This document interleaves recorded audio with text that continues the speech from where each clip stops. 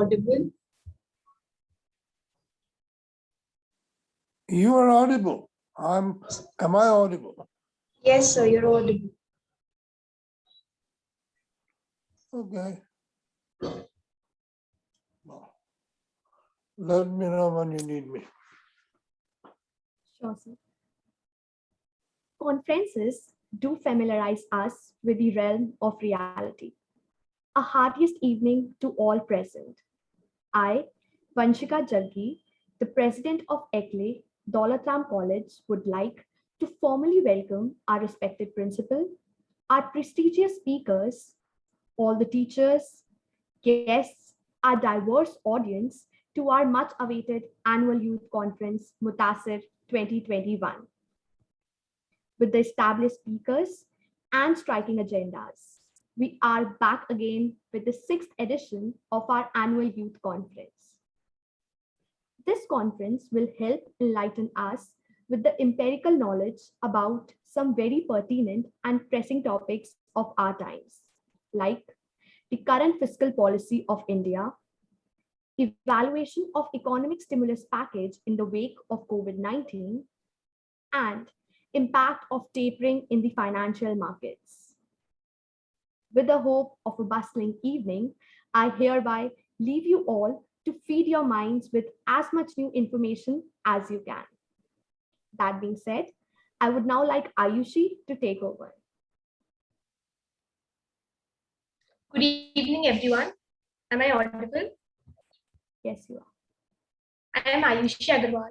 The Economic Society is really pleased and glad to have such a wonderful panel of speakers on board with us. We would like to commence the conference by welcoming the speakers. First, I would like to call on stage Ms. Pooja Sharma ma'am to felicitate our first prominent speaker of the session, Professor Lord Meghnad Desai. Very warm greetings, everyone. It is my immense pleasure and honor to warmly welcome Professor Lord Meghnad Desai, sir. Professor Desai is a British economist and former Labour politician. He has been awarded Padma Bhushan, the third highest civilian award in Republic of India. He is the Professor Emeritus of London School of Economics. Professor Desai has worked as an associate specialist in the Department of Agricultural Economics, University of California, Berkeley, California. He became a lecturer at London School of Economics in 1965 and Professor of Economics in 1983.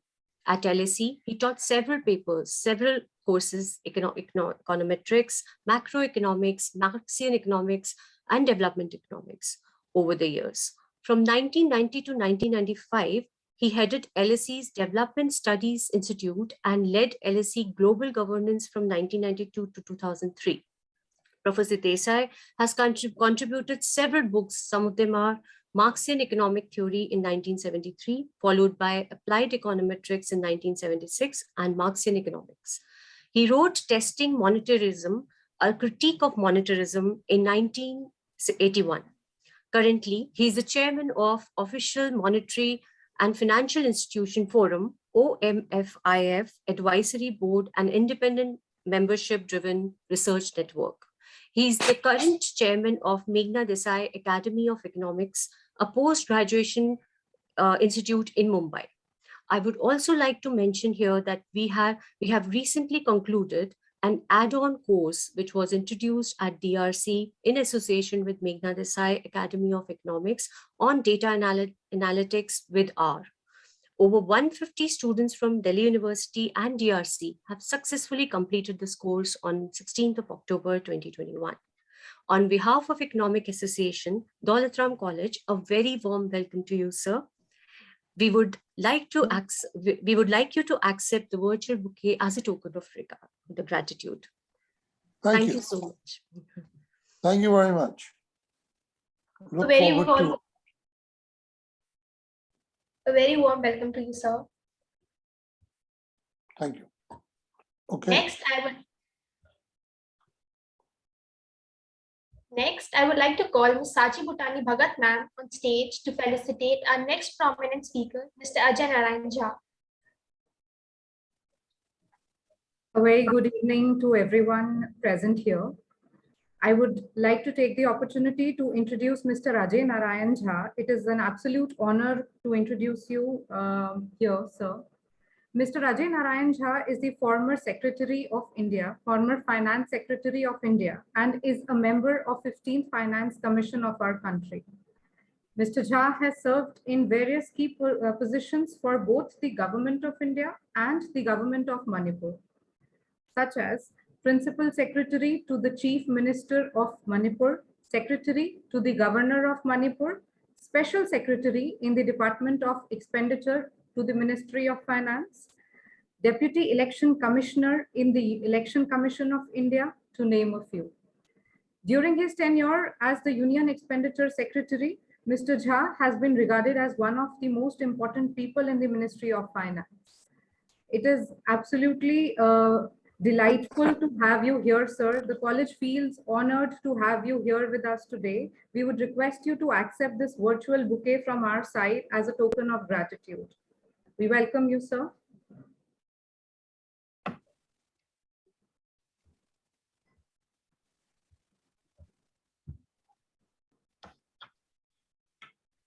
Thank you. Thank you. Thank you very much.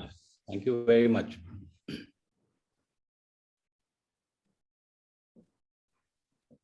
A very warm welcome to you, sir. Thank you. Can you hear me? Yes, sir, we can.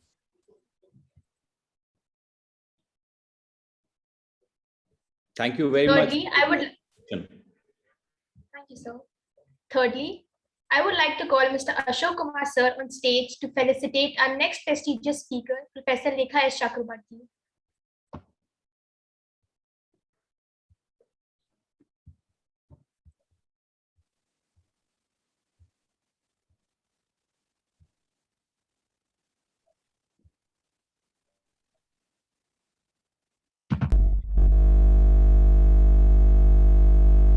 I think there is an issue from ma'am, your audio is not actually audible.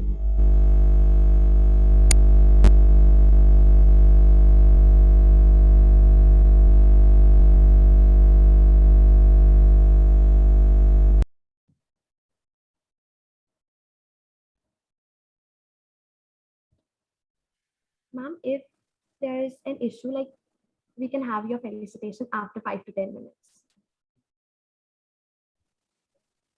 Till then, you can fix this problem. Because it is a lot of disturbance coming.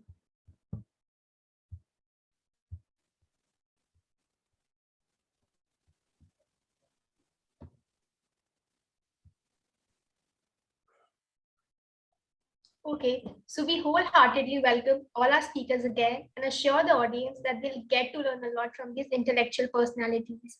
We would request the audience to switch on their cameras to make the session more interactive.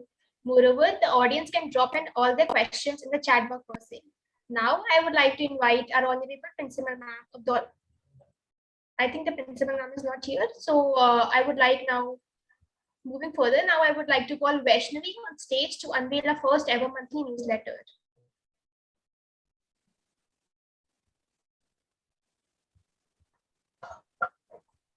Am I audible, Aditi? Yes, you may go. Thank you. Good evening, one and all present here. Knowledge is like money. To be of value, it must circulate, and in circulation, it can increase in quantity and hopefully in value. And we aim to do just this with the introduction of a monthly newsletter. I, Vaishnavi, the Research and Content Head of Éclat, proudly present the first edition of a monthly newsletter, Éclat. Economy is the combination of two words, éclat and economy. By this, we mean presentation of economic news through the pens of Éclat students. This newsletter contains broad topics ranging from the Evergranite crisis to the Met Gala. Without further ado, let's take a look into the newsletter. The Evergrande crisis. This article, written by Tanisha and Anshita, tells us about the looming crisis in the world's second largest property developer, Evergrande Group in China. Currently, the group is in a debt of $305 billion. If Evergrande defaults, there will be some serious repercussions in the global market. We have explored all these aspects in this article. The next article is Effects of Tapering on Markets. This article, written by Mansi and Aditi, covers the effect of tapering on the markets. Tapering is a step taken by central banks to slow down its quantitative easing policy. In the aftermath of COVID-19, governments have been very generous in flushing the economy with money. This has volatile impacts in the stock and bond markets, which is explained in this article. The next article is upcoming IPOs. As told before, there is a lot of cash flowing in the market, and this is a favorable time for companies to introduce their IPOs, and we have explored 3 such companies. In this article by Shrishti and Shubhi, we look into the numbers and future plans of Paytm, Nykaa, and MCure Pharmaceuticals. Next, we take a dive into the world of crypto, the hottest asset on the market. Questions concerning price volatility, acceptance as a legal tender, and the future of this asset are answered in this piece by Sanjana and Ayushi. The next article covers the economics of Met Gala, one of the grandest affairs of the fashion industry. We tell you why Met Gala is organized, how it generates employment, and what happens to the grandiose dresses after the show. This article is written by Akshita and Daphne. The upcoming article is on economic indicators. Economic indicators have become all the more important in the wake of the COVID-19 as they help us understand the effectiveness of government policies put in place. This article by Tanishka and Shalini covers leading, lagging, and coincident indicators. The last article is Job Opportunities After Economics, giving students knowledge about few career opportunities they can explore after graduation. We hope you enjoy reading the newsletter as much as we did while preparing it for you. A copy of the newsletter will be sent to all the esteemed panelists. All the attendees can subscribe to the newsletter through the link provided in the chat box. If you like it, do share a word about it and mail us your valuable feedback. Looking forward to bringing forth the next edition to you all. Thank you.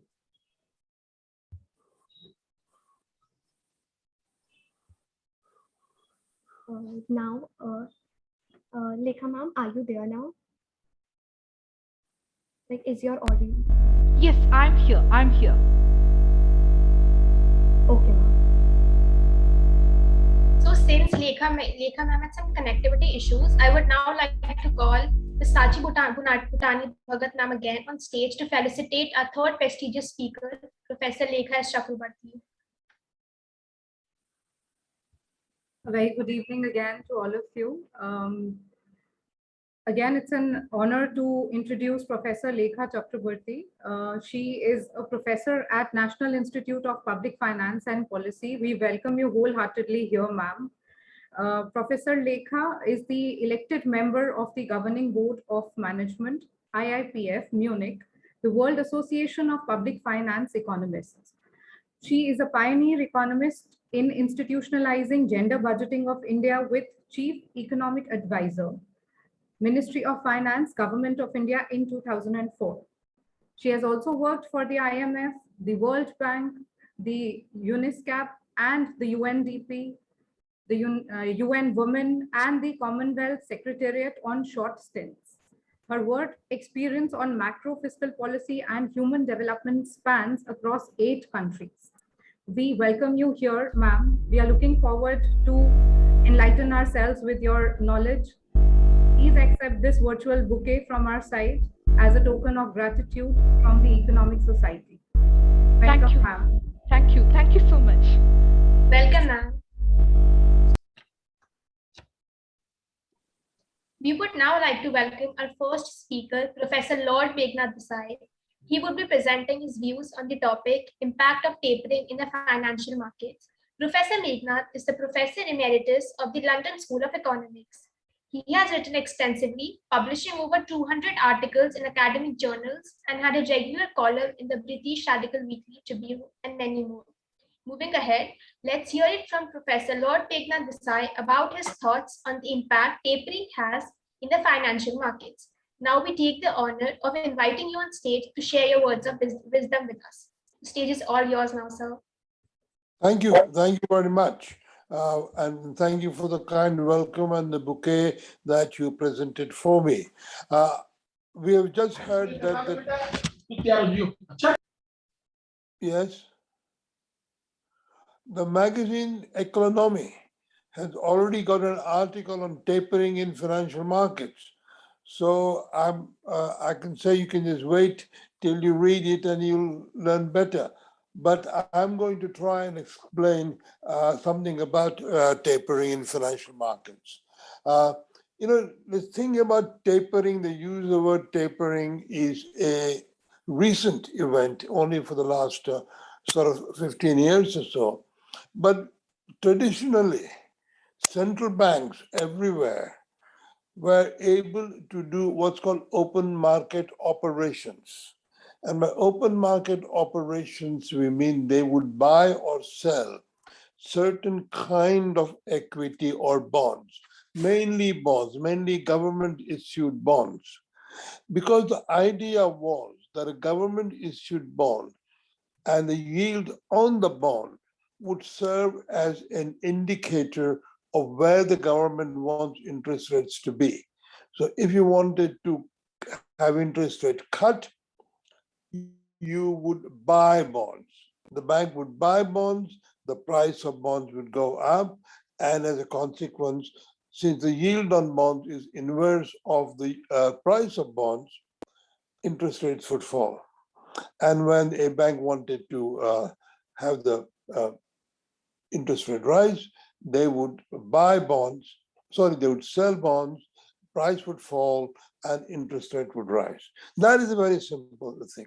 Now, what happened in 2008, when the financial markets had a huge collapse, unforeseen in modern times, the one solution that was used was called quantitative easing.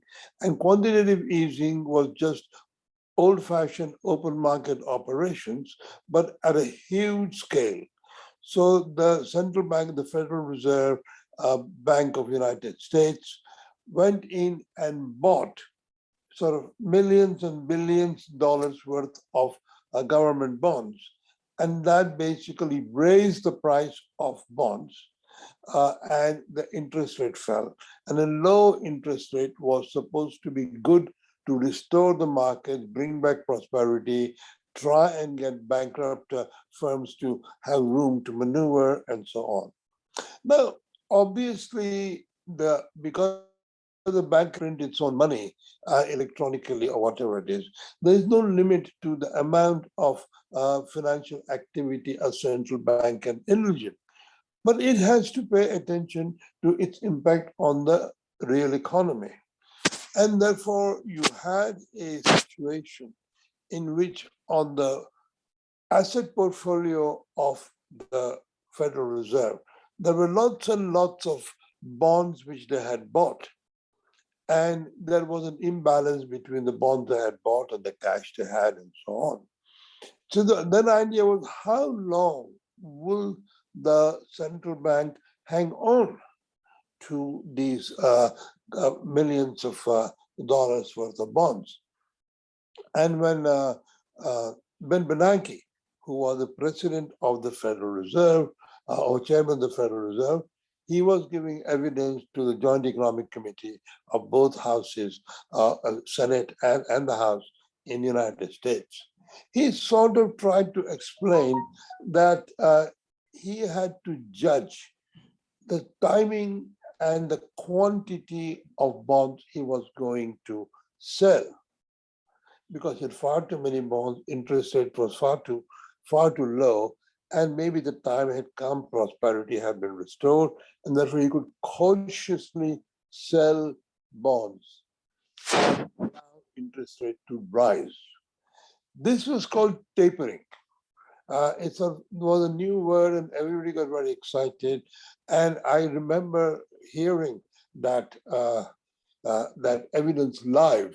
And I thought this poor man has been a lecturer all his life and he needs a blackboard to explain to the legislators what he's about to do. But that and a suggestion that the Federal Reserve may taper, may sell bonds, caused a lot of action across the world, especially for India, because a rise of interest rates in the American markets would immediately attract a lot of money away from the world into the bond market in America, and therefore it would drain dollars from the outside world and get them into America, and therefore demand for dollars would go up, demand for rupee or sterling would fall, and therefore there would be exchange rate repercussions.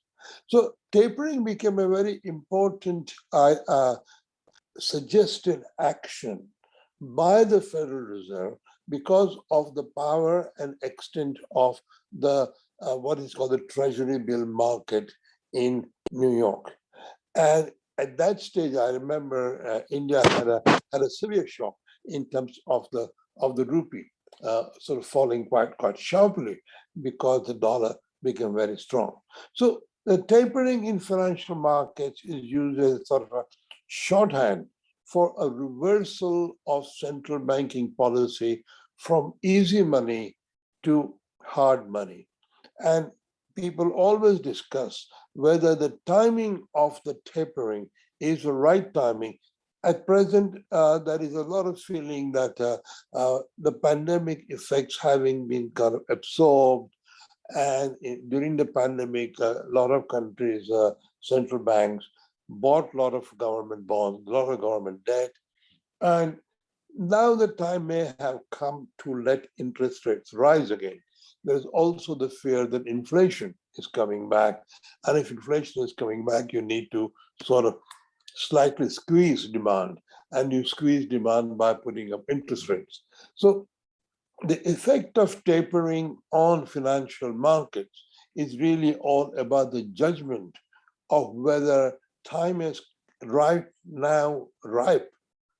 to be able to change the direction of policy from easy money to hard money. And this is not a matter on which anything definite, quantitative, or mathematical can be said. It is a question of how the central bank or its monetary policy committee views the situation and decides that a risk is worth taking of reversing the course of the economy.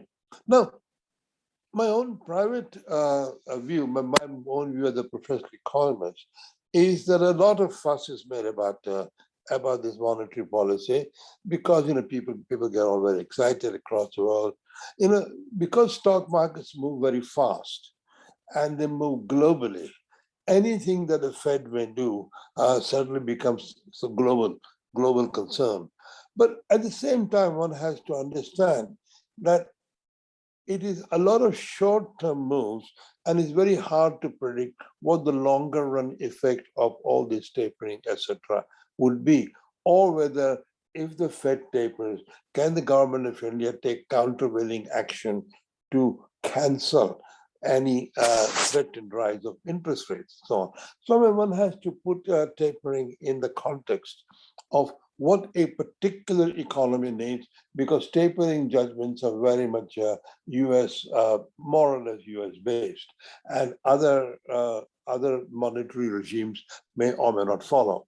So, but that is basically the center of the question of tapering.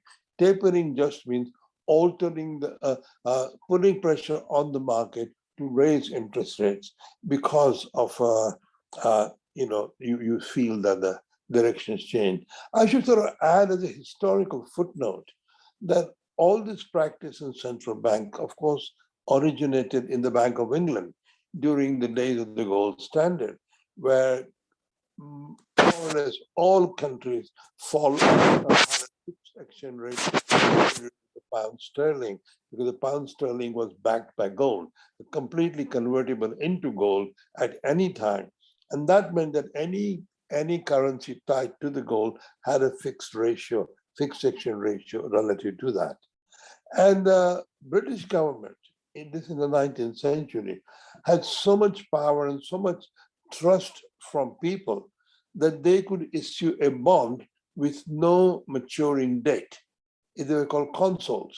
Consols were sort of infinitely lived bonds, and they had a constant yield 3%. So if you bought, if you know, a lot of families would put a large part of the wealth into bonds and just live on the income of the bonds. And so the idea was that if you could change the yield on the bond going at any point of time, because the price of the bond could be going up and down, and while the yield was nominally 3%, the actual interest was above or below as the price of console rose. So we got into this habit of the inverse relationship between bond price and bond yield, and a lot of monetary economics developed on that idea. But it is not necessary that we should have bonds like that. We could have more complex asset structure, and we could also have policies based on altering the interest rate in a more subtle way than it is done. But I think doing it in an obvious, simple way tied to a kind of government-issued bond is now the accepted norm, and that's what tapering is all about. I should add that if the central bank wants to lend money to the government, that can also be in some administrations that is not allowed. The central bank can't finance the government's deficit. But if it want to, what the central bank would do would be to buy government bonds and just keep them. And that will mean that it'll ask the government to issue new bonds, and it'll buy the new bonds, and therefore money will go from the central bank to the government. So this is basically a play on the bond yield in a asset market. And these are extremely active asset markets. Things move in sort of fractions of minutes when the action starts. So it becomes a fascinating topic for economists. Now I'll stop there, and if people have any questions, they can ask me any questions and I can answer them.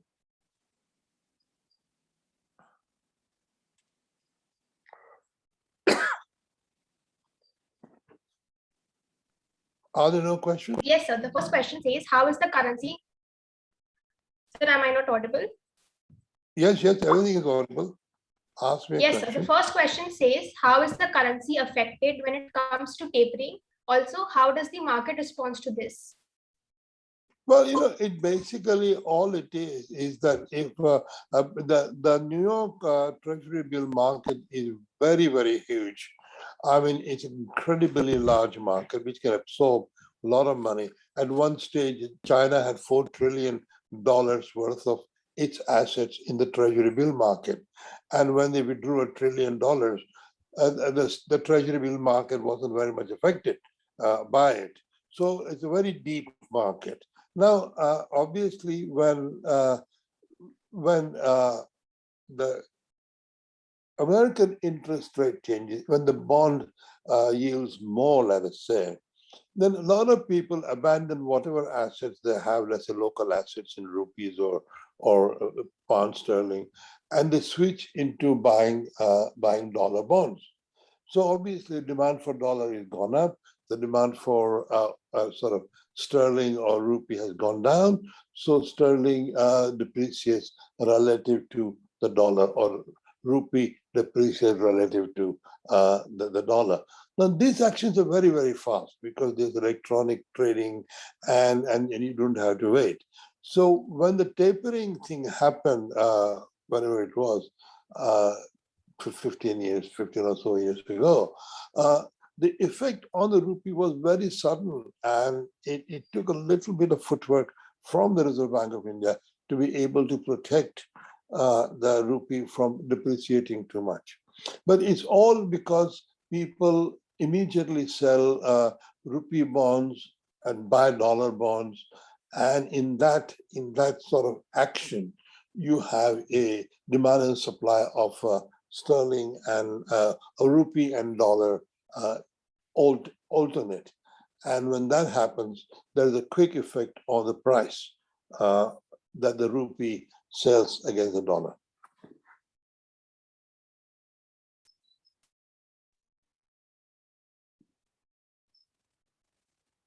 Thank you, sir, for such a great response. The next question is, which countries like India from tapering like in 2008?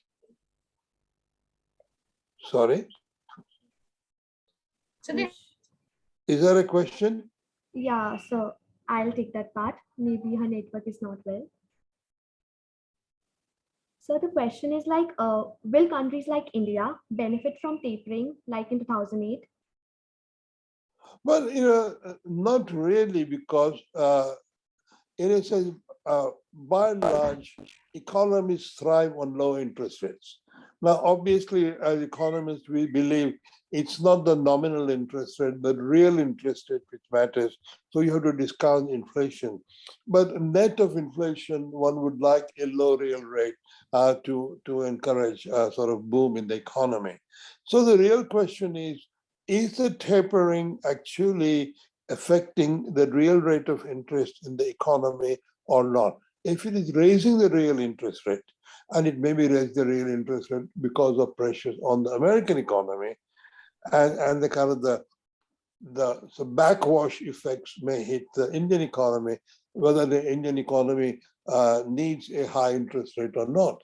When that happens, we have to be careful and defensive against this sort of action that may come from abroad, and have to have countervailing actions ready for the Reserve Bank of India to be able to undertake to wash away the effects of the tapering coming from the United States. All this things happen very fast, as I was saying, and you have to be prepared as a central bank governor to counter it.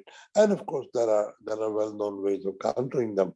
But the focus of the central bank, the local central bank, has to be on what is it doing to the real interest rate for the economy. If it raises real interest rate, do you need that to fight inflation, or would it really cause a slowing down of economic activity? That's the kind of issue which we always have to look for. Okay, sir. Noted. Very well answered, sir.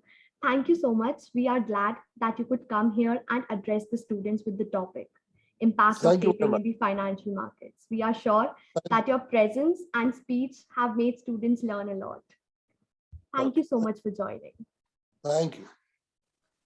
I would now like Aditi to take over. Good evening. Presenting to you our next speaker, Mr. Ajay Narayan Jha, who will be presenting his take on the topic, the current fiscal policy of India. The importance of this topic cannot be stressed enough in the current times. Mr. Jha has served in various key positions for both the Government of India and the Government of Manipur, as mentioned before. Some of his key appointments include Special Secretary in the Department of Expenditure of the Ministry of Finance, Joint Secretary and Financial Advisor in the Department of Higher Education of the Ministry of Human Resources Development, and as Joint Secretary and Financial Advisor in the Ministry of Law and Justice. Having said that, we now move on to indulging in our topic. So please welcome Mr. Jha to present his take on the topic, current fiscal policy of India. Sir, you may now take over. Thank you very much. A very good evening to all of you. I'm extremely thankful to the organizers of Éclat for inviting me for their annual youth conference, MUTASIR', and for giving a speech today on India's fiscal policy to handle the COVID-19 crisis. My delight is even more when I find that I'm sharing the platform with Padma Bhushan Lord Meghnad Desai, a doyen amongst economists of modern times. He just now very lucidly and succinctly explained to us the impact of tapering and how it works. Also on platform is Professor Éclat, with whom I've had the pleasure to work on different occasions in the last several years, and with whom I am now closely associated with in my current role as a senior fellow in NIPFP. I'm not an economist, unlike my two eminent companions on the platform today. My association has been more with policy and implementation in my career as a civil servant. Today's conference is around the theme of evaluating the after effects of COVID-19, and I have been asked to give my views on fiscal policy of India, the current fiscal policy of India. India's fiscal policy is a very complex subject, especially when we analyze the evolution and performance ever since the FRBM legislations were enacted almost 2 decades ago. But for paucity of time, I'll confine myself to the crisis resulting from this pandemic and India's fiscal response, which can be broken up into 2 parts. One, the response during the pandemic, which is still continuing in some ways, and the other as we go forward into the medium term. Typically, policymakers face a major dilemma while dealing with a catastrophe, and especially when it comes to decisions to be taken on the economic front. Apart from the proverbial skepticism, I'm sorry to say so, about the ability of economists to give unequivocal advice, policy makers usually factor in political economy challenges in the context of electoral consequences on the choices to be made. However, for COVID-19, which was akin to a war and on several counts more adverse than a war, it was understood right from the outset and acknowledged that it was a crisis where everything had to be thrown to tackle this challenge which emerged on the economy. No sector of the economy was left untouched, with livelihoods, income, and employment impacted across the country. Most of the time when the crisis broke out, experts were discussing various dimensions of the policies that will be adopted by the government to handle this crisis. There was discussion on the extent of expenditure expansion that could take place, the areas, the sectors in which money should go, whether Reserve Bank of India should monetize the deficit or should not monetize the deficit, whether intervention should be on demand side or on supply side. As most of you are aware, the first phase of nationwide lockdown began on 24th of March 2020. It started for a period of 21 days as an essential preventive step to contain COVID. But the lockdown got extended for a period of almost 68 days, and it placed several restrictions, severe restrictions, I would say, on physical movement of persons, goods and services, delivery of services, and shutdown of transport, industrial, and commercial establishments. Beginning of June 2020, general restrictions started getting lifted, and the process of gradual reopening of commercial and industrial establishments began. The popularly known unlock phase started with an economic focus as reopening of shops and establishments, local markets, hotels, and restaurants were an important part of balancing lives and livelihood. The phase-wise reopening was for almost 5 months, extending into November 2020. You all are aware of the consequences of the first phase of lockdown, where we saw a sharp contraction of an unprecedented -24% fall in the first quarter GDP of 2021.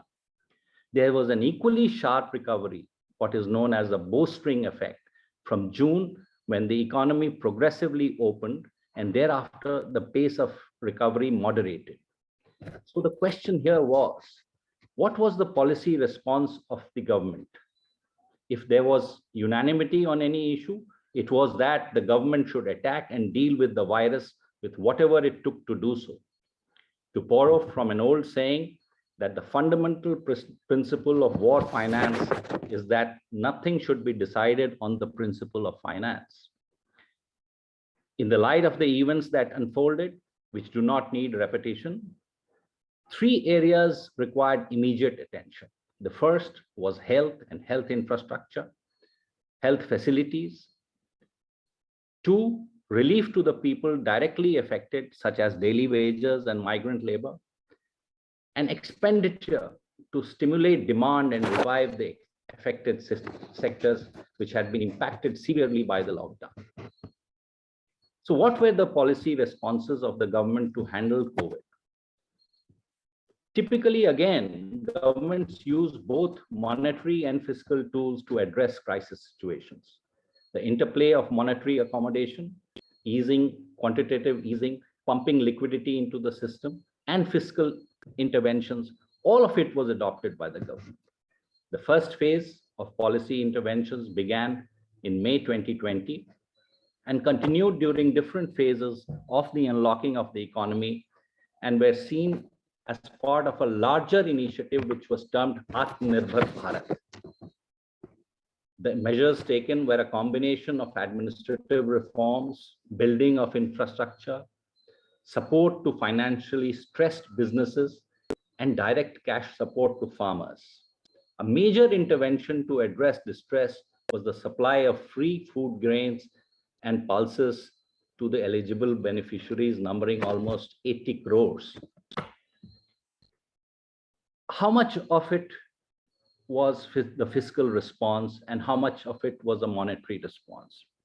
IMF has compiled estimates across the countries, and for India, the estimates were that the above the line measures, which were direct fiscal support, amounted to almost 3.5% of the GDP, and below the line measures such as liquidity support in the form of contingent liabilities, guarantees, etc., was ranging from 5.2 to 6%. But what the IMF estimates do not factor in are the initiatives taken by the state governments, because if you add the initiatives taken by the state governments, the fiscal implications could be more than what other international agencies have estimated. We shall come to it later when I explain the total amount of fiscal support that came from the governments, that is the central government and the state governments. But we also saw that as the economy was stabilizing by the end of Q3 of 2021 and early 2021, the number of daily cases had fallen quite dramatically to almost 9,000 per day in the month of February 2021. But from March, April 2021, the second major wave of infections broke out. It was almost 4 times worse than the first spell of the pandemic. There was great concern, as usual, about how it would impact economic activity.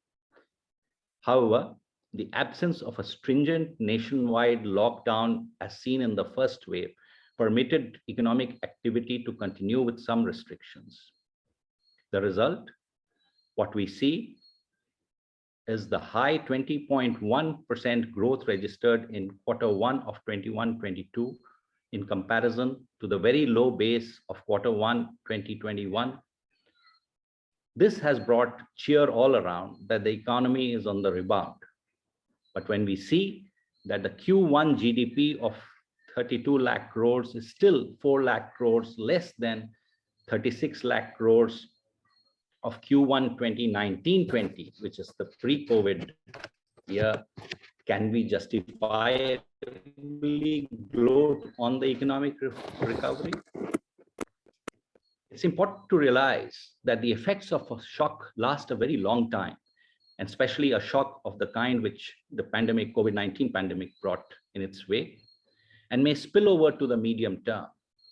Though the threat of another wave of pandemic has receded and vaccination has crossed 1 billion, covering almost 72% of the target group with at least 1 dose, the economy has to confront other looming challenges in the medium term.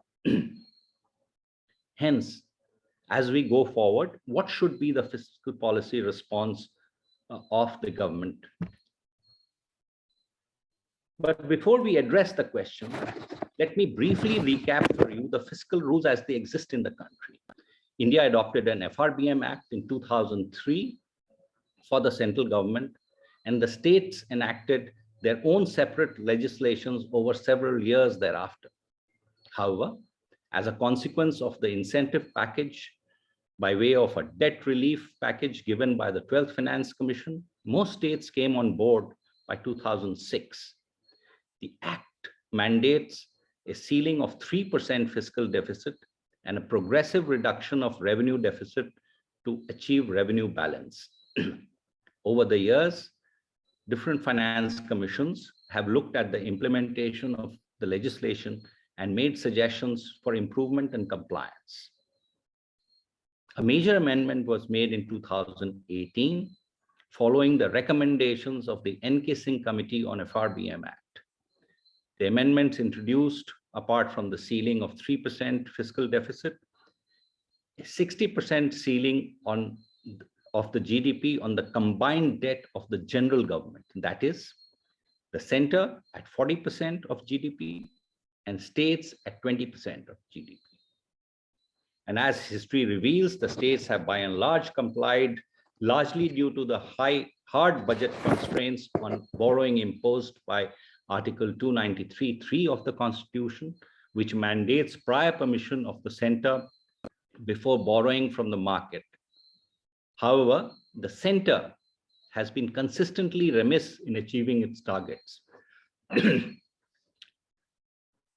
In the decade 2011-12 to 2019-20, the fiscal deficit of the Union government remained above the FRBM target, although it improved from 5.9% of GDP in 2011-12 to 3.4% in 2018-19.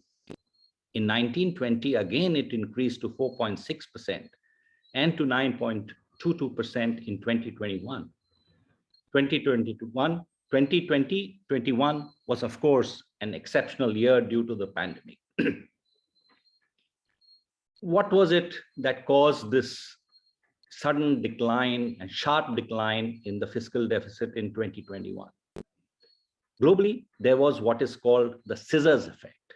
That is a simultaneous decrease in revenue collections due to the shock and an increase in expenditure to take care of the after effects of the shock.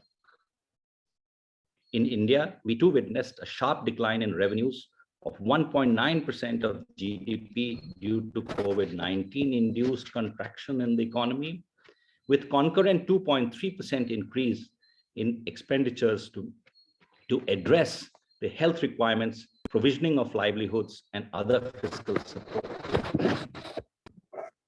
The debt GDP ratio of the center, which had improved from 53.2% in 2011-12 to 49% in 2017-18, before falling to 52% in 2019-20, rose sharply due to the elevated borrowing in 2021 to almost 59% of the GDP.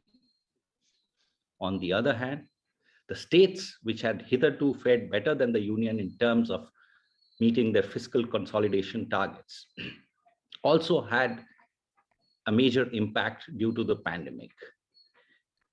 Over the period of time, the states had performed much better by maintaining their fiscal deficits to below 3% of the GDP, barring 2 years due to the impact of a scheme called Uday, which concerned the power sector borrowings of the DISCOMs. But in 2021, all states' fiscal deficit also increased to 4.53% of GDP as against the budgeted 2.8%, while the outstanding liabilities increased to almost 31% of the GDP, taking the combined general government debt to almost 90%. Factoring in the uncertainty caused by this pandemic and a departure from the previous finance commissions, the 15th Finance Commission recommended a flexible fiscal roadmap for the center and the states. The FC noted that it was impossible to pursue the FRBM path of fiscal deficit of 3% of GDP, even by the terminal year of 25-26, unless the economy gains a greater momentum than expected. Accordingly, a range of deficit targets has been prescribed based on the possible growth scenarios. 2 scenarios for fiscal deficit with upper and lower limits, that is 0.5% of GDP above and fiscal deficit has been recommended for the center up to its terminal levels will remain above the earlier statutorily fixed 60% level for general government beyond 25-26. So in effect, what we have is a range prescribed, which is tapering down from almost 6% in 21-22 to 4% in a best case scenario, and in the worst case scenario, 6.5% in 21-22 to 4.5% of GDP in 25-26. So where do we stand? With a countrywide abatement of the second wave, there is considerable optimism on the economy rebounding from the after effects of the COVID pandemic. Growth has improved in 21-22, as we have seen from the Q1 estimates. Also, the improvement has been broad-based, with key sectors like manufacturing, construction, exports registering robust growth. This is also reflected in the government finances, as revenues, both direct tax and GST collections, are better than expected as per the latest data available to us. Besides, the government has kickstarted a series of reforms on several fronts. While the agriculture market reforms have got stuck because of a major resistance and protest, there are other key reforms that have signaled a fresh wave of optimism on the growth front. We have reduction in corporate taxation, labor reforms are on the table. There's a new thrust on disinvestment, Air India sale being quite a benchmark sale and celebrated across the papers, the newspapers, particularly the pink papers. There's the divestment of public sector banks and LIC. There's a creation of a bad bank. There's a $6 trillion rupee national infrastructure pipeline. There's an asset monetization scheme. Yet on the prices and employment front, concerns remain. WPI has risen and CPI has hovered around the RBI target ceiling rate of 6%. Oil prices are rebounding from the lows during the past 1 year, with potentially inflationary impact for the economy. There remain concerns on the supply side of key inputs like semiconductors and global headwinds of a US taper and slowdown of the Chinese economy. With monetary policy options now limited, in fact exhausted, as the latest MPC minutes indicate, what should be the fiscal response? The fiscal impulse in 2021 was in excess of 9% for the center and 4.5% for the states, a combined fiscal deficit of almost 14%, which is more than double of the stipulated 6% for the center and the states. If we add the PSBR, that is the larger public sector borrowing, the levels will close to around almost 17%. The estimated fiscal deficit for the center in 21-22 is 6.58%, and combined fiscal deficit for the states is 3.47%, projected well below the 4% stipulated by the 15th Finance Commission. So if we add the PSBR to the combined fiscal deficit of the center and the states for 21-22, we are already at a level of almost 14% of GDP in 21-22 also. So given the high level of fiscal impulse so far in the last year and a half, what should be India's fiscal trajectory for fiscal consolidation? The budget speech for the FM has accepted the roadmap of the 15th FC at a slightly higher level than the upper band on the range. If India does not have to fall into an inflationary trap and to address the problems of unemployment, induce investment, and enhance capital formation, the fiscal strategy has to continue on the designed roadmap in order to focus on bringing demand back to the trend growth path of pre-2019-20. But as the data for last several years show, there is a certain stickiness in government expenditures that limits scope for demand-inducing expenditures in the business as usual scenario. A large part of expenditures are locked in committed expenditures such as pay, pension, interest payments, and defense. So given the structure of the central government budgets, are there ways to enable resources to flow to the desired sector and areas to boost demand? For paucity of time, I will enumerate about 6 to 7 points which I think can be suitably adopted by the government to boost demand and to restructure government finances so that the maximum impact of the enhanced fiscal position can be availed of by the country to its benefit. The first is the restructuring of the centrally sponsored schemes and central sector schemes, which number almost 29 CSS with more than 130 sub-schemes under them. Interestingly, almost 80% of the total allocation of almost 4 lakh crores is spent on just 14 major schemes and sub-schemes. Rationalization and restructuring will enable the government to push investment in key areas requiring intervention. The second is enhancement of the capital expenditure, which, as the budget says, has gone up to almost 5.54 lakh crores this year compared to 4.39 lakh crores of the previous year. It's almost a jump of 1 lakh crores in 1 year. All effort should be made to ensure that the expenditure is incurred. Reforms in tendering processes and other administrative bottlenecks need to be addressed. In this regard, the implementation of the national infrastructure pipeline will be critical because it entails an outlay of almost 6 lakh crores over a period of 4 to 5 years.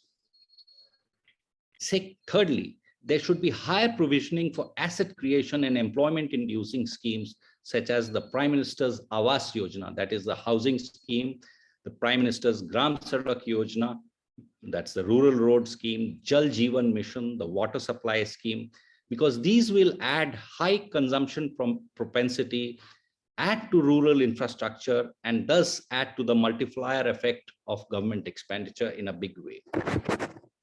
Fourth is the higher provisioning for health and education. The recent few days ago, the Prime Minister's Ayushman Bharat Health Infrastructure Mission was announced, which addresses critical gaps in health infrastructure. These need to be fast-tracked by finding adequate resources from the available budget.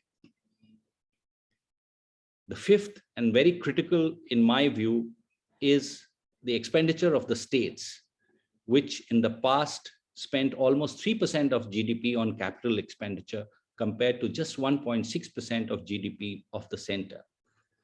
The state budgets for 21-22 reveal a decline in the capital expenditure to 2.75%.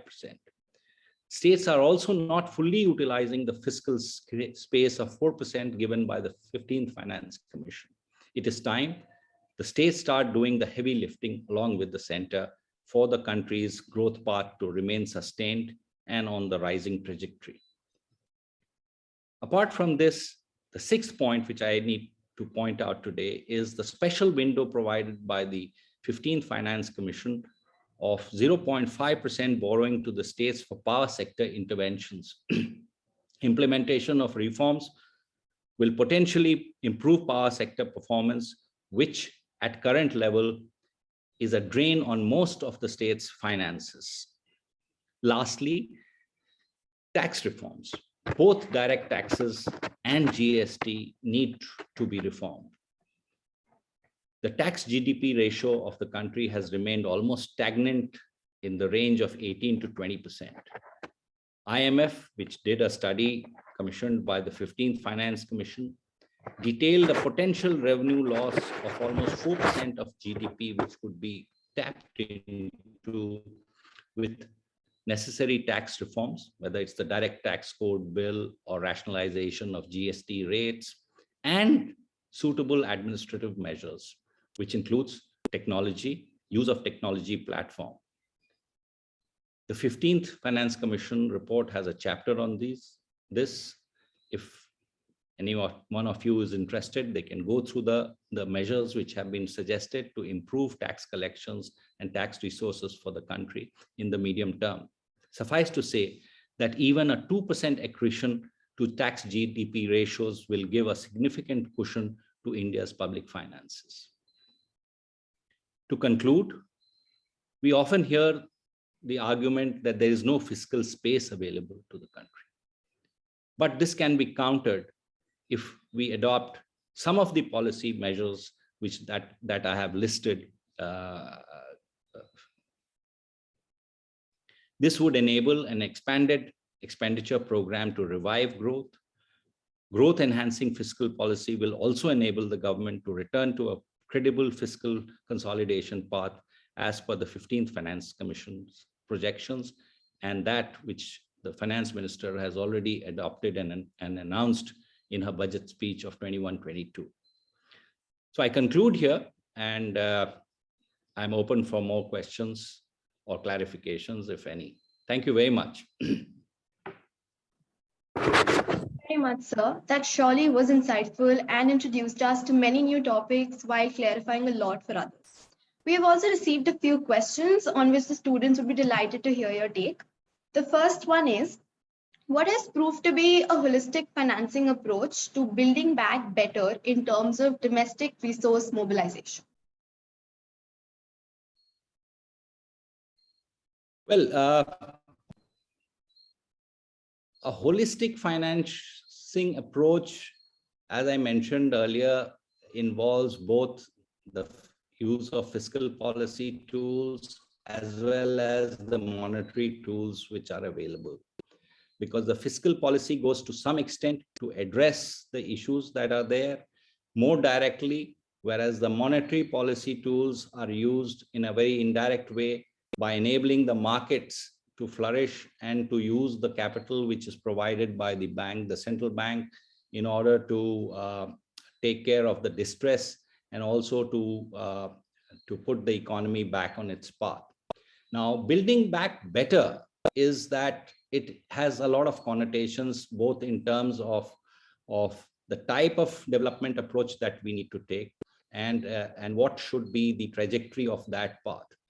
One approach, of course, is that we factor in and restructure our priorities in a way where we look at both sustainable development path to achieve the sustainable development goals, as well as to build a better and greener economy in our restructuring plan. But in terms of the amount of money which is available to the system, there is a certain limitation. And as I mentioned, for 2021 as well as for 21-22, the government and the Reserve Bank is pushing in substantial amount of support, which can be used both by the public sector as well as the private sector in creating the right thrust to take us forward on our path. Right. Thank you so much, sir. Moving on to the next question. Is high fiscal deficit always good because it's tantamount to the huge expenditure on the country's infrastructure? No, it's not good always, because if the economy is in a steady state and when the economy is doing well, you do not want the public sector to suck in all the resources or more than their share of resources through a high fiscal path. But that's why what you have is a cyclical approach to address fiscal deficit, where in good times, the fiscal deficit goes down, whereas in times of distress, such as what we have faced recently due to COVID and earlier in 2008-9, when we had the global financial crisis, you had to take recourse to a high fiscal deficit because the private sector was badly impacted and they were not in a position to provide the push and the thrust which was required to take the economy back on its growth path.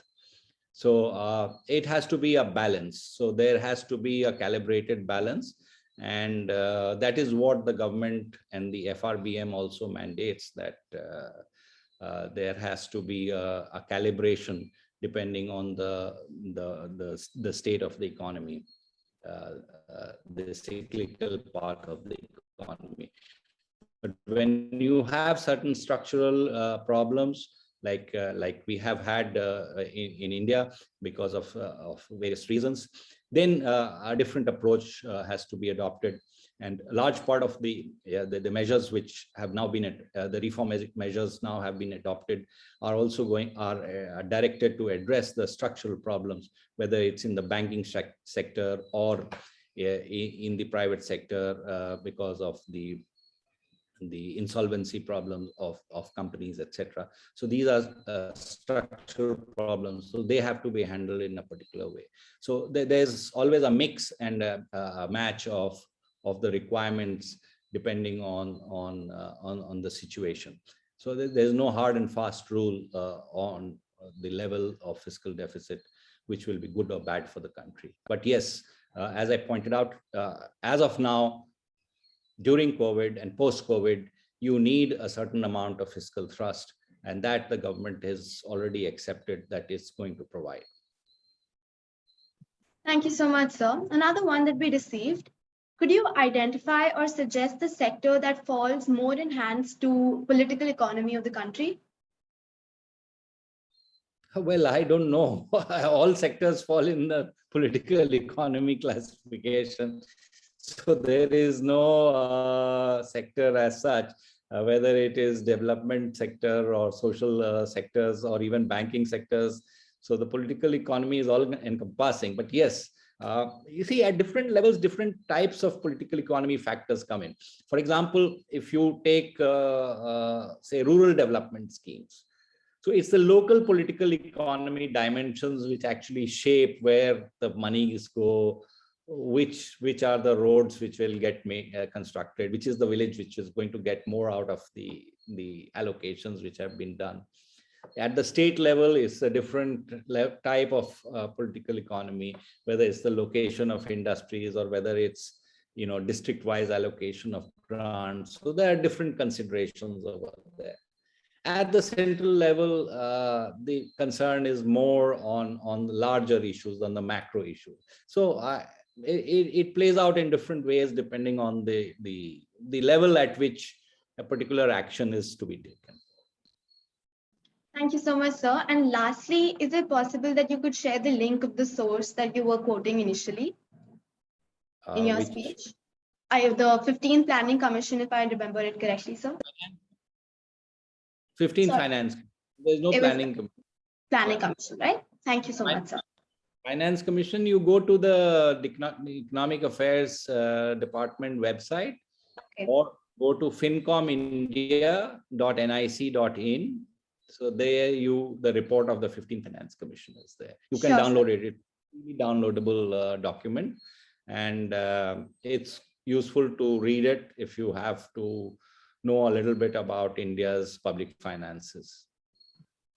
Thank you so much, sir, for addressing those questions. We now move ahead with our session. Having to introduce the third speaker for today is truly an honor. Next up, we have Professor Éclat S. Chakraborty, who will be presenting her views on the topic, evaluating economic stimulus packages in the wake of COVID-19. Professor Éclat is currently the senior economist at the National Institute of Public Finance and Policy, an autonomous research institute of the Ministry of Finance. Previously, she worked for the World Bank, the United Nations Development Fund for Women, and the Commonwealth Secretariat. COVID-19 had the world shaken in all aspects, the economy of the country not being an exception. So let's have Professor Éclat evaluate the economic stimulus packages in the wake of COVID-19. Ma'am, you may take over now. Thank you. Thank you so much, Aditi, for your kind words. It's my absolute privilege and honor, to be part of this panel with, Mr. Ajay Narayan Jha and, of course, Professor Lord Meghnad Desai. It's my absolute privilege. And thank you so much for having me. A special thanks to Vanshika and Pooja to initiate this discussion with me. And, as Aditi mentioned, I will speak to you, or rather unpack, the economic pandemic packages. And when I talk about the economic pandemic packages, basically it's about two major components. And the governments and central banks around the world responded to this by formulating instantaneous economic firefighting policies, and also by formulating medium-term policy imperatives.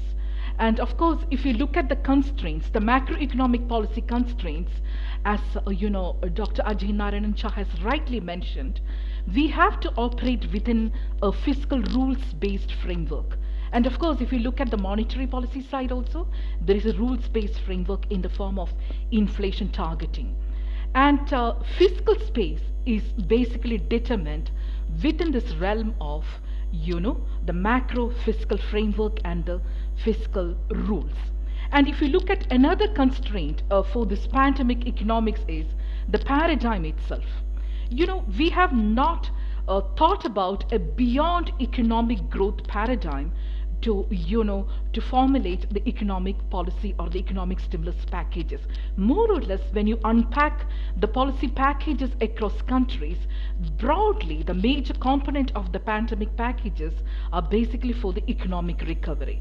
But the other components related to the human development, like the social infrastructure, social security measures, government acting as an employer of last resort when everything else fails, and also in designing the food security, these components are there, but the magnitude of these components are insignificant or relatively insignificant given the fiscal space we have.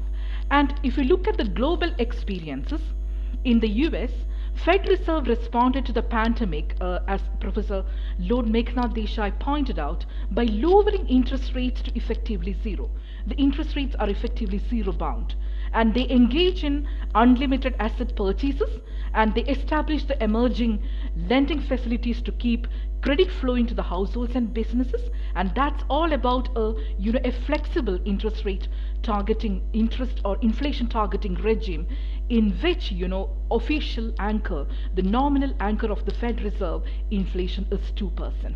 And now if you look at the European Central Bank, they also floated a pandemic emergency purchase program, and that is also a temporary asset purchase program, and that was initially in the tune of 750 billion euros, and later it was scaled up. And if you look at the European Central Bank, they face a peculiar problem that other central banks, including RBI or even Fed in US, do not have. In the sense, they have to make sure that the borrowing spreads of the weaker euro area economies don't blow out of proportion or don't blow out, triggering a sovereign bank doom loop. What is sovereign bank doom loop? In the sense, the sovereigns are exposed to the bank risk and the banks are exposed to sovereign risk. So it's a kind of a two-way risk, and that phenomenon is referred to as a doom loop. So that requires a very clear policy support to the weaker economies of the Eurozone through these bond purchases, and they do it by plausible relaxation of their capital key. And that's also a different kind of, RBI does not have the capital key.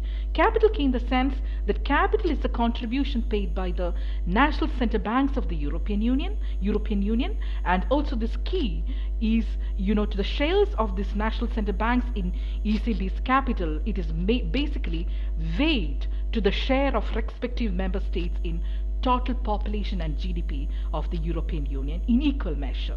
So let's forget about those technicalities.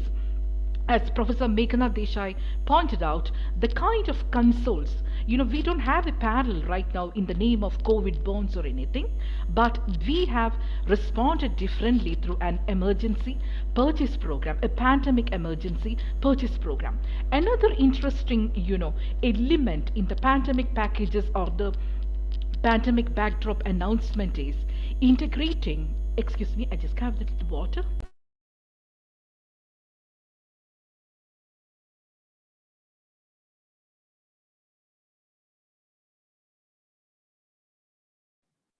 Excuse me, ma'am. Yes. Yeah. Another important or interesting point is how we integrate, we go beyond the economic growth paradigm and integrate the climate change concerns, because this is a huge, or it's a significant area of research right now, and it is prior to the Glasgow meetings.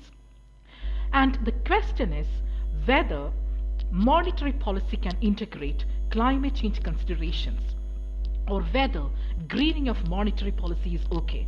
So, economists are divided in this.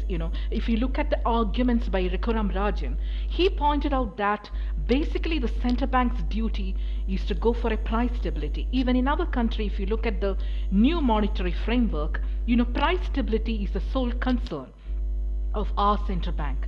And of course, financial stability is equally a concern. So the moment you get into the greening of monetary policy, you are getting into a little bit of a political economy considerations, and looking into green bonds, brown bonds, whether the toolkits available to a center banker is sufficient. That's a question, raised by economists. But the question is, we can always refute this argument that lack of sufficient toolkits, that's an insufficient argument, because this climate risk that in turn affects your financial stability. So what has happened is, for the first time, Bank of England has asked all the top banks to come up with a stress test, a green stress test. They have to articulate to the center bank about the climate risk, the exposure to the climate risk, because it's closely related to the financial stability. But I don't know whether our RBI will be articulating about a stress test, a green stress test, for the top banks. We have to wait and see. But you can get a clue in the, the recent RBI bulletin. If you look at, there's a chapter on greening the monetary policy. So there are concerns, there are, the thought process is there to integrate the climate concerns within the realm of, center bank. But of course, there's a matter of debate, and in the question session, if you have any counter arguments, you're free to talk to me about that, whether center banks are, capable of doing, the greening the monetary policy elements. So that's a crucial question. But, ECB, Christine Lagarde is very vocal about it. She's very supportive of, this policy of integrating climate change into the monetary policy realm. But, opinion is divided in terms of the political economy imperatives, and of course the availability of the toolkits you have to deal with this. And if you unpack how the monetary policy is functioning, it's the sole criteria is a price stability, and it is based on your inflation anchor and the inflationary expectations, and a very difficult variable called output gap. So in the time of pandemic, how do you measure this macroeconomic uncertainty, this output gap? It's a very controversial concept, and this output gap, that's a variable to capture the uncertainty, and it is basically the difference between your actual output and the potential output. And actual output, that it is your GDP, and the potential output, that is an unobserved variable. And how do you do that potential output? Usually, of course, there is a lot of controversies regarding this, but the center banks and Ministry of Finance, we use some kind of filters using the econometric methodology to arrive at this output gap's potential output. In the sense, you take the GDP series, you take out the fluctuating or the cyclical elements of that, and you call the trend as your potential. But it's a very controversial concept in the sense, this business cycle is not always a cycle. And you must have read, the works by Geeta Gopinath, where she mentioned that the cycle is the trend. In the sense, one moment,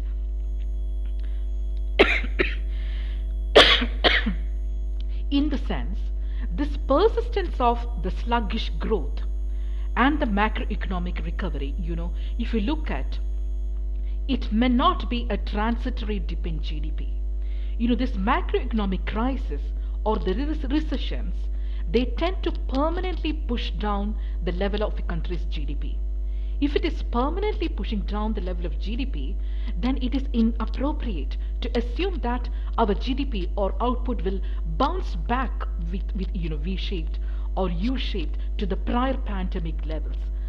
In that sense, when monetary policy and fiscal policy acting as counter-cyclical fiscal policy or the policy tools, in that sense, it's partial and the output gap is ill measured. Here the importance of, the structural measures, like labor market reforms and the power sector reforms, which, Dr. Ajay Narayan Shah has rightly mentioned. So all these medium-term structural reforms are quite crucial, because if we focus just on the cyclicality, then we won't be able to get our growth prior to the pre-pandemic levels. So that's a concern. And instead of this business cycle framework, there is a renewed interest right now by the economists to do a hysteresis analysis, in the sense, what is the dependence of your economy on history, that kind of analysis we use instead of the business cycle analysis. Now comes the question, a major part of the fiscal policy reforms and the contemporary fiscal stance, it's already articulated by Mr. Ajay Narayan Shah. I would love to add one point to it. In the times of pandemic, the articulation is that don't fear deficit.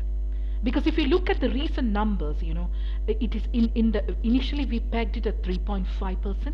If you look at the BE, the budget estimates, but in the revised estimates, our deficit number, fiscal deficit number now is 9.5% of GDP. And from a position of strength, Finance Minister has announced that number.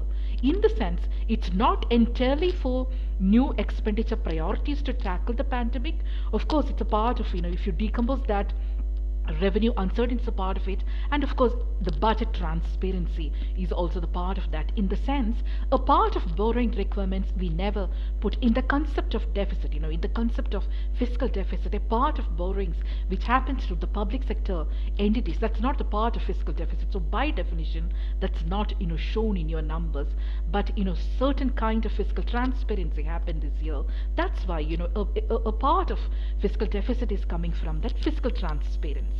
And the articulation is that, if you look at the chapter 2 of Economic Survey of India also, the articulation is high deficit is okay, high debt is okay, if you can support that by strengthening the capital infrastructure, and if you try to reduce your output gap, in that sense, you are supportive of a high fiscal deficit. That's why, I would love to go with, Dr. Ajay Narayan's view that timely fiscal deficit is so supportive of a high economic growth. Because earlier the narrative was that over the years we over-adjusted to the fiscal rules at the cost of capital formation, but now the narrative is that a timely fiscal deficit is very crucial for the economic recovery. It is not that fiscal discipline is growth enhancing every time, because in the times of recession, in the time of pandemic, we do require a kind of high debt or a high fiscal deficit. But I'm not talking about profligacy. We always have that roadmap for the excessive deficit procedure that's already ready, and Finance Minister has announced that a deficit path, the roadmap, that we will come down to 4.5 later, maybe in 26, but not right now, because it will create repercussions on the economy. In the sense, normalization procedure, there is a policy uncertainty over there, and normalization procedure in the sense, our macroeconomic fundamentals have to be strong, because we have force, or we have challenges from the external front, like as Professor Lord Meghnad Desai mentioned, the taper tantrum, that's there. If the US Fed Reserve increases the rate of interest, hot money, we will have the capital flight, because hot money by definition respond to high interest rates. To avoid that, the Monetary Policy Committee has to announce a high interest rate. But are we ready for that? No, because if you raise the interest rate, then that affects our internal growth process, the economic growth recovery. So there is a policy dilemma over it, and in this policy dilemma, what's the element that was given emphasis by the Central Bank of our country in the recent MPC meeting is economic growth. The growth first, that's a process. But of course, in the Jackson Hole Economic Symposium and all meetings, if you look at this taper tantrum and this raising the interest rate, that challenge will come to us only in the early next year. So we have to wait and see the next MPC meetings, how they are announcing this normalization procedure, in the sense how they roll back the economic pandemic package programs. So there was a huge liquidity infusion from RBI, It was to support, the economy. And you must be remembering the Operation Twist policy announced by the RBI, in the sense the simultaneous buying and selling of government securities. It's like simultaneously you are selling the short term and buying the long term, so that there's an elongation of the maturity structure of the bond market, and you're postponing the refinancing risk, because you need to now give emphasis to the pre-pandemic levels, or even pre-recession levels of that kind of a growth process. So that normalization procedure, we need to take a decision. But of course, there is some repercussions in the call money market, in the sense the call money market are below the repo rate, 4%. It's below, the call money markets are below that. So there are repercussions, but we have to wait, because otherwise the growth recovery process will suffer. And on the fiscal side, of course, we have to keep our macroeconomic fundamentals strong, in the sense, as Professor Meghnad Desai pointed out, the taper tantrum, our country responded to this taper tantrum earlier, in the sense that, we have gone for the capital controls, but it was partial in its impact. Then we have gone for, intervening in the foreign exchange market, again to, stabilize the currency, but that was partial. So what basically we have to do is that we have to work our fundamentals correct, macroeconomic fundamentals correct. And one of the crucial macroeconomic fundamentals, along with your current account deficit and in your inflation, it is fiscal deficit to GDP ratio. But at the same time, if you go for correcting that macroeconomic fundamentals back to the threshold ratio of 3%, then the policy uncertainty is that, it affects our capital formation. It affects the recovery process. So this is the dilemma in which, our policy makers are functioning right now. And regarding the fiscal space, of course, as Dr. Ajay Narayan Jha mentioned, the options, the possibility to have the fiscal space on one hand. On the other hand, there was also an articulation to go for monetization of deficit. Of course, we have controlled over the years the monetized deficit. By definition, that is your net RBI credit to the government. We have controlled it, fearing inflation. And we have shifted from the seigniorage financing to the bond financing. But the question is, the pandemic economics, if you look at, it is more or less based on the credit narrative, based on the credit infusion or the liquidity infusion narrative, but not by strengthening the fiscal fiat or going for monetization to increase the fiat money. So here, economists are divided, and on one hand, Professor Abhijit Banerjee, Professor Kaushik Basu, and Kautik Mahindra, they are all arguing that there is a scope for increasing the monetization of deficit. But on the other side, even my director in NIPFP, Professor Pinaki Chakravarti, you must have read his views. He has spoken to the Press Trust of India that this is not the moment in which we can do that, because it may lead to a fiscal profligacy. And of course, you have to look at two variables. That's what he pointed out, that two variables are, one is the real rate of interest, and the other is the real growth of economy. So unless your R is greater than G, things are okay. But if your R is going beyond G, then things are not sustainable. In the sense, even if you have a high debt, you grow out of it. Your R, your G, that is the growth of economy, that is you're growing out of it. And the real rate of interest is the cost of credit. If it is lower than the growth process, the real growth of economy, then you're okay. So that's the articulation.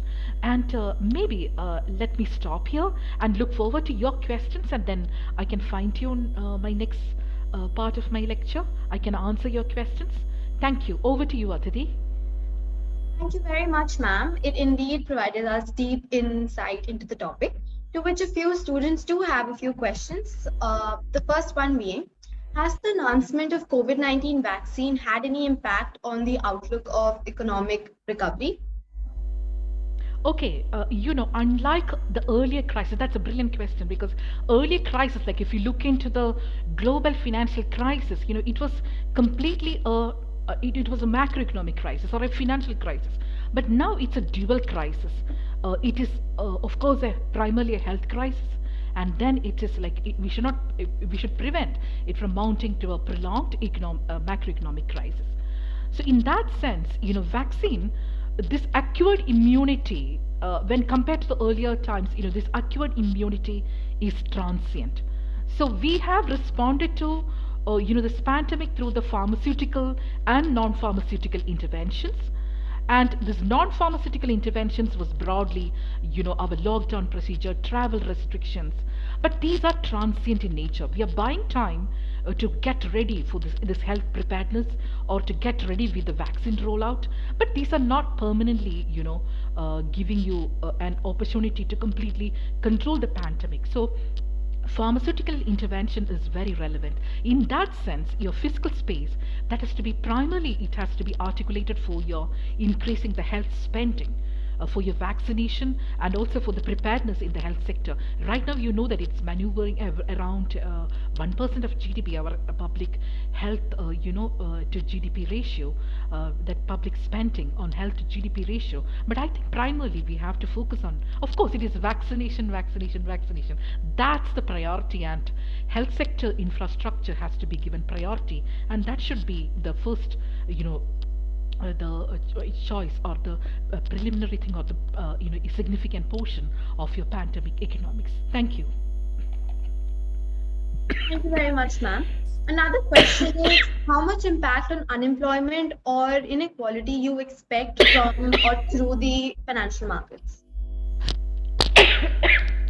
That's a brilliant question. Let me have a little water.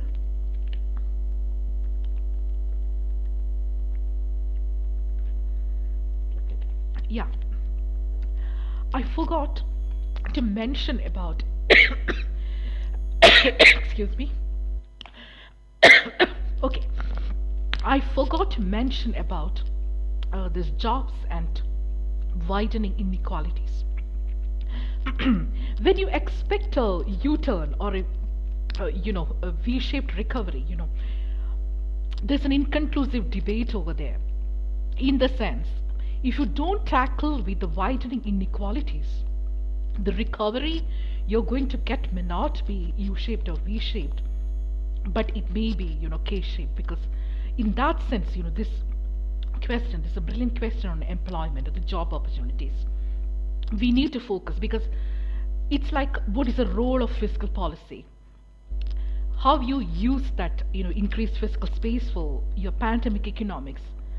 On one side, economists articulate, in the time of recession or in the time of pandemic, what we have to do is, we have to go for a huge fiscal stimulus program in the form of cash transfers or universal basic income. But on the other hand, economists believe that it's not the basic income, it's a participation income that is crucial. Participation income in the sense, people participate in the economic activity and earn an income through job guarantee. So here the government is acting as an employer of last resort. So to me, strengthening the participation income is crucial, because that is long term, and the other can be targeted and it can be controlled, because universal basic income in the long term may not, because even if you look at the empirical evidence, in the countries in which the cash transfers were rolled out, the people, if you look at the perspective of poor by poor, they always look for an employment. So the government should act as an employer of last resort by strengthening the job guarantee programs during the pandemic. That's my take. Thank you. Thank you so much, ma'am. And lastly, could you throw more light on what exactly climate budgeting is and involves? Oh, that's a very nice question, and more than me, Dr. Ajay Narayan Jha knows about the details of the climate responsive budgeting, but of course I'll give a try. I mentioned that the climate responsiveness, it has to be more fiscal than monetary. That's the way, economists are arguing this out. And on the fiscal side, this can happen through intergovernmental fiscal transfers, in the sense that we can design ecological fiscal transfers. And India was the first country ever to design this ecological fiscal transfers, in the sense that we incorporated a climate change criteria in the intergovernmental fiscal transfers, and that was a radical approach. Can you imagine that the climate change is a mandate of an intergovernmental fiscal transfer mechanism, and in the formula of a variable related to climate change is incorporated. And that was a radical change, and that's first time ever that has happened in the world. Second is, as you pointed out, how can the government at the national level and subnational level can articulate or design a climate financing budget? So maybe in the next year's budget, maybe there will be an announcement, we don't know, or maybe the government may decide that we will go for a climate responsive budgeting, in the sense that you map out how much your country is spending on climate change commitments in the form of adaptation and mitigation strategies. So that articulation, we are waiting for that to happen, because right now it's fragmented and it is sectoral, and it is like across. It's a multi-sectoral approach. We need to we need to emphasize by looking at this climate financing to map or to translate our national climate change action plan into the budgetary commitments. So I think it's in the evolving stage. I think there will be more articulation from Ministry of Finance regarding that, and also from the subnational governments, because you have to apply the principle of subsidiarity, because certain decisions are happening at the level of government closest to the people. So climate change is also relevant over there. So subnational governments and the third tier are equally important in this process. Yeah. Thank you so much, ma'am. I'm sure the students now have a much clearer picture about the economic stimulus packages. Thank you. We have now reached the last leg of our annual youth conference. Having said that, I would now like to call upon Ms. Sachi Putani Bhagat ma'am to present her vote of thanks to our speakers for today. Sachi ma'am, you may now take over. Thank you so much, Aditi. Honorable speakers, my dear friends and students, and all the participants, it is such an honor for me to get the opportunity to thank you all the dignitaries. On behalf of the Economics Department, Daulat College, I extend a warm welcome to all the people present here. I would like to express my gratitude to all the esteemed delegates of the conference for their contribution to make this conference a great success.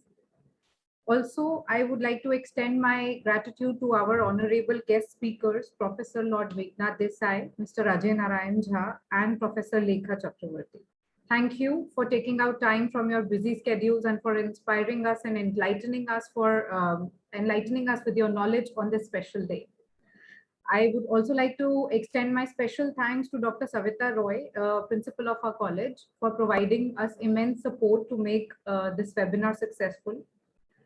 Last but not the least, I must thank the organizing team, the volunteers, for working so hard for the past few days and for making this webinar so successful. Your hard work has really paid off well.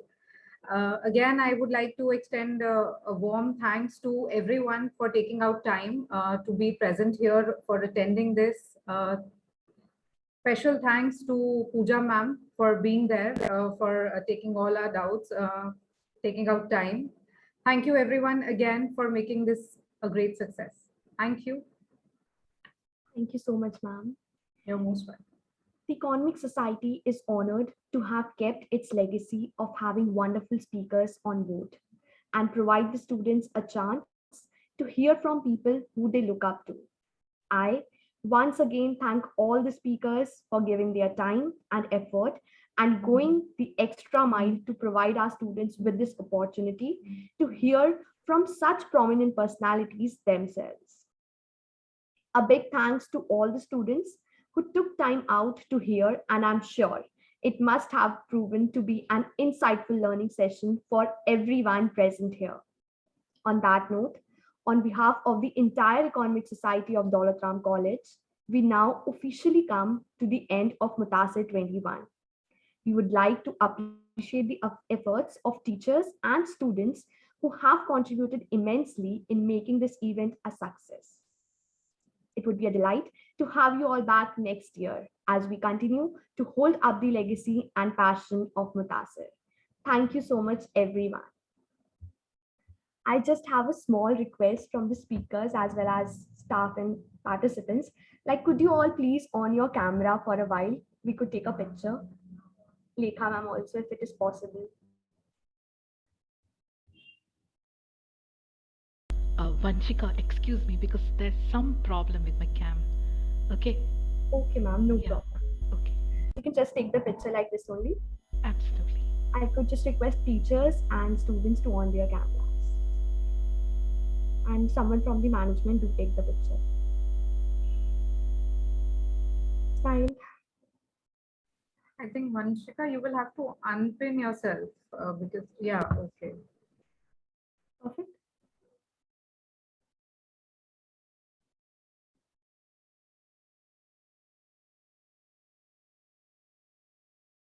Thank you, everyone. Thank you so much for joining. Thank you, sir. Thank you, ma'am. Thank you very sir. much. Thank you, ma'am. Thank you. To Thank you so everyone much. once again. Thank you. Thank you so much. So Bye. much, all the speakers. Thank you so much. Thank you, Pooja. Bye-bye. Thank you so much, all the participants, for joining us today. I hope you liked this session.